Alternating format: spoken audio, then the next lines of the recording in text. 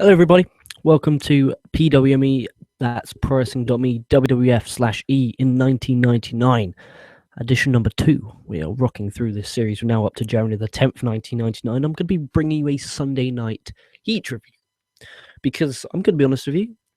I'm hoping that when the network actually releases the Sunday night Heat episodes in a few months to a year's time, that we're already halfway through 1999, then people are wondering, oh, has anyone done a Sunday night Heat review?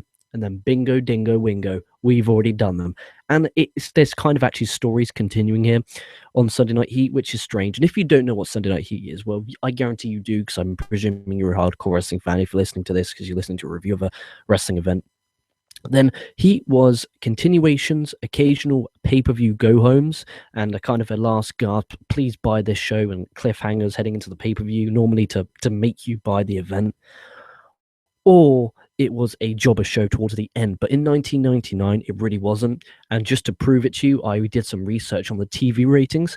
This edition of Sunday Night Heat drew a 4.3 television rating, which is 1 point higher than last week's Monday Night Raw review and 1 point higher than this week's Monday Night Raw review. So just proof in the pudding that, times have changed, but damn it to God, people did watch the content back then. I'm going to do that a lot as well.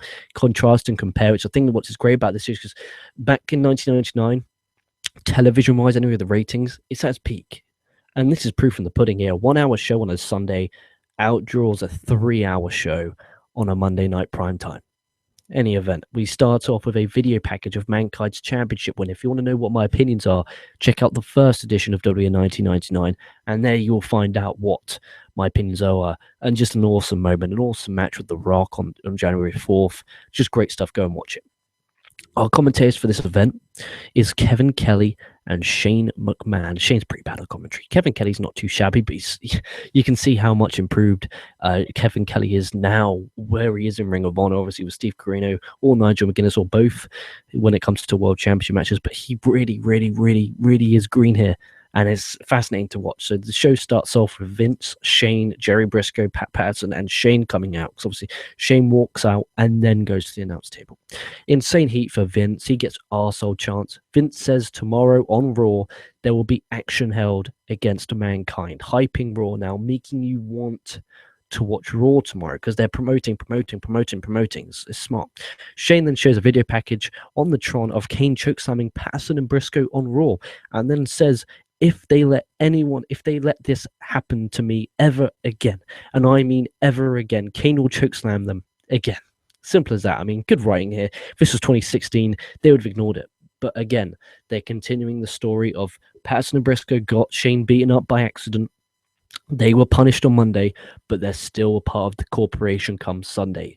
Again, showing that if this was WWE in 2016, what I'm trying to say is that they would have been off television, like Jamie Noble and Mercury. They were just off television. Whereas here, they're continuing the story. They're saying that they apologized and it's all back. Because when Briscoe and Patterson came out, I'm like, oh my God, they were chokeslam on Monday. This is poor writing. And then that happened. It's kind of like, you got me there. Good job there.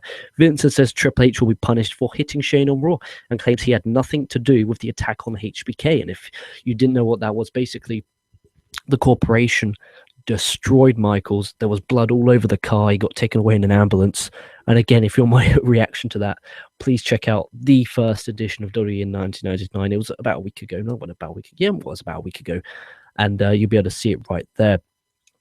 Also, Vince brings Jose, which was Shawn Michaels' trainer, if you remember, into the ring. Jose doesn't accept his apology, and he pushes Vince. Vince punches Jose and beats on him. Jose's in his 60s at least. All that in just about 10 minutes, just crammed. So you have Vince getting heat because he's attacking Jose, which means Shawn Michaels is going to be even more pissed off because not only did he get attacked, his trainer and his mentor got attacked. And you're also telling the story again of Patterson and Briscoe, also telling the story of Triple H getting punished, again telling the story of Mankind getting punished.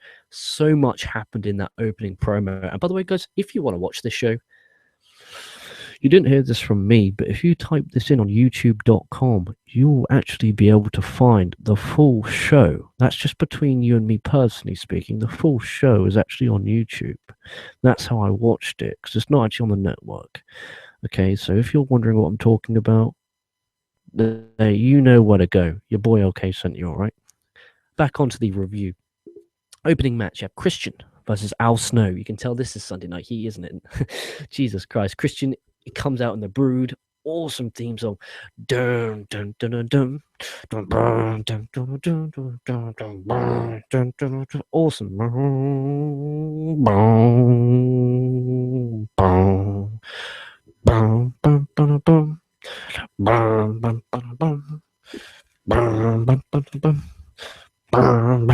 Oh, awesome theme song. I wish I could. I wish I could play that right now.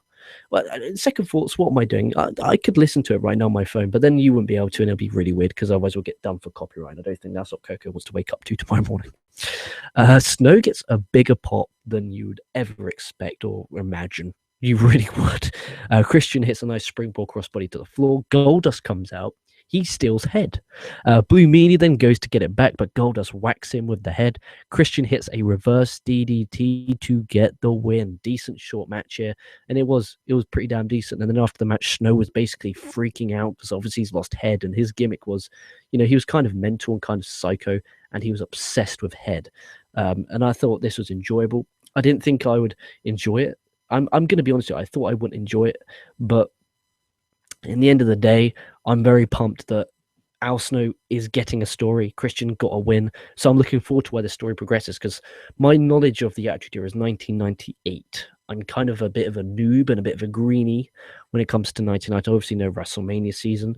And obviously, when we get past Mania with Backlash, I remember the Austin Rock feud continued where they threw the belt in the water.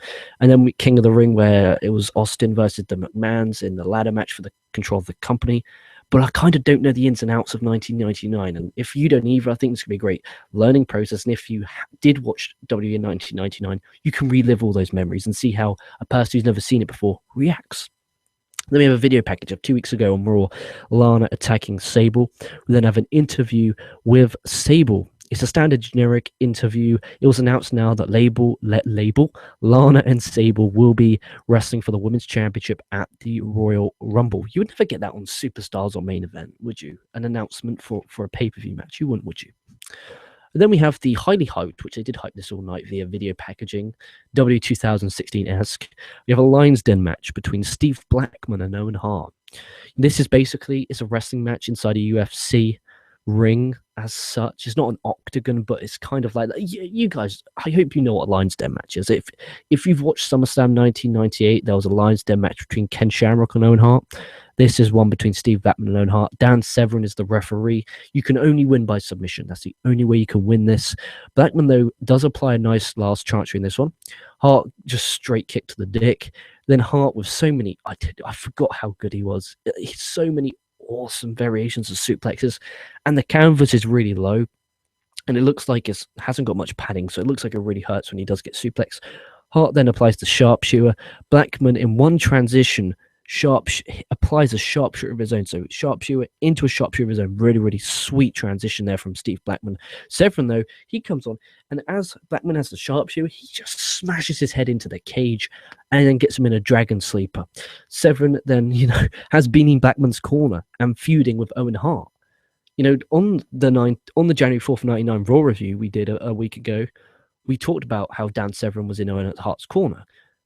In Steve Blackman's corner and feuding with Owen Hart. But what's going on here? Questions. Then we have a Tag Team Championship of the Universe match, which is basically the Headbangers have replica championship belts. They're defending against the Oddities.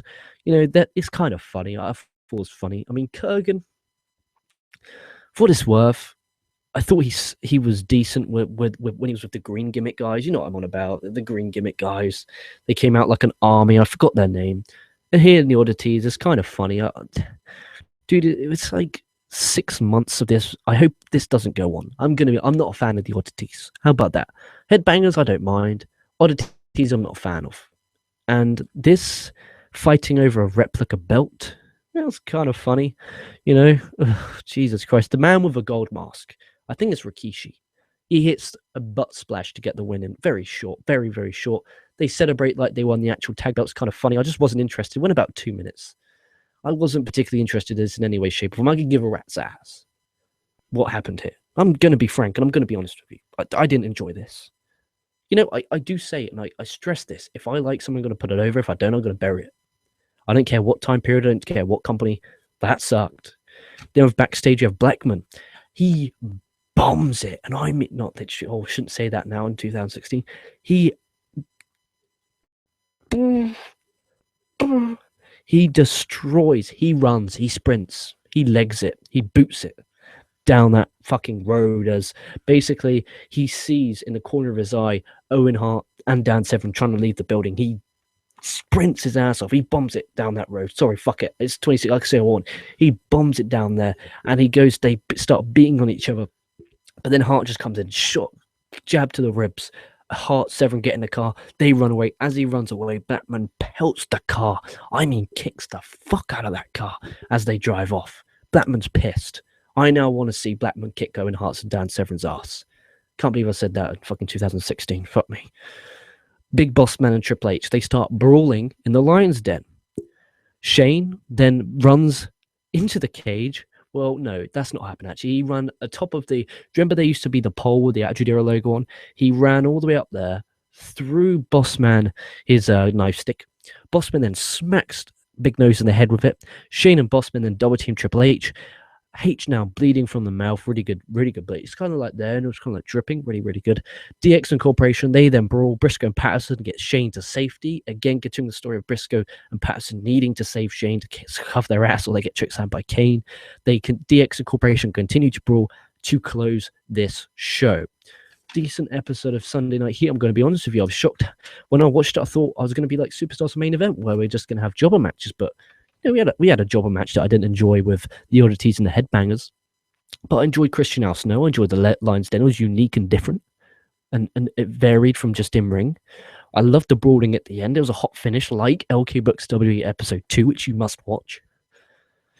So let's see if we have any live comments. I couldn't picture this being a watch show now. I could picture it being a watch show when the network releases Sunday Night Heat. Okay, so bum ba da bum bum ba dum bum ba da bum bum ba dum boom boom boom boom. 2 likes, 0 dislikes. I'd like to see. Ole Samuel A, thumbs up. How many shows you doing today? This is my last show. It's 12:34 a.m. and I'm gonna hit the rack. I've got to be up tomorrow for around about 10:30. So if I go to sleep now, I can get about 8.5 hours sleep. Well, by the time I actually fall asleep and I got it post edit and shit like that, custom thumbnail, and by the time it's processed and then share and social media bullshit, it's really get sleep around about 2, and then we'll restart again tomorrow. Again, Boom Boom will be back with a Lucha Underground review tonight, I hope, and I pray he does that. And either way, you've got content to watch. You've got PWME on the road. You got LK Books WWE, and also you got this. Again, the next episode will be W1999 episode 3. That'll be obviously the January 11th edition of Monday Night Raw. And also, LK Books WWE episode 3 will be Bad Blood. So look forward to that, a Raw exclusive pay-per-view with the tournament to crown the new World Heavyweight Champion. Also, you've got I might do a SmackDown review tomorrow. I'm not promising anything. I'm really not. Tomorrow, I might not be able to do any content. However, I will rebound Saturday for sure with a show of some kind. And I'm just going to try and give you as much content as biologically possible. It's time to steer the ship in the right direction. I've had a week off or so, 2 weeks off, really, if you think about it. Now I'm back in the groove and running. Thank you for everyone who watched these 3 shows. Thank you for everyone supporting this channel. Thank you everyone who supports the links in the description box below. Hint, hint, check them out. Like, comment, subscribe. ProWrestling.me, KocoSports.net. Stay safe, stay well, because it's a fucked up world out there. And I'll be catching your asses down the line.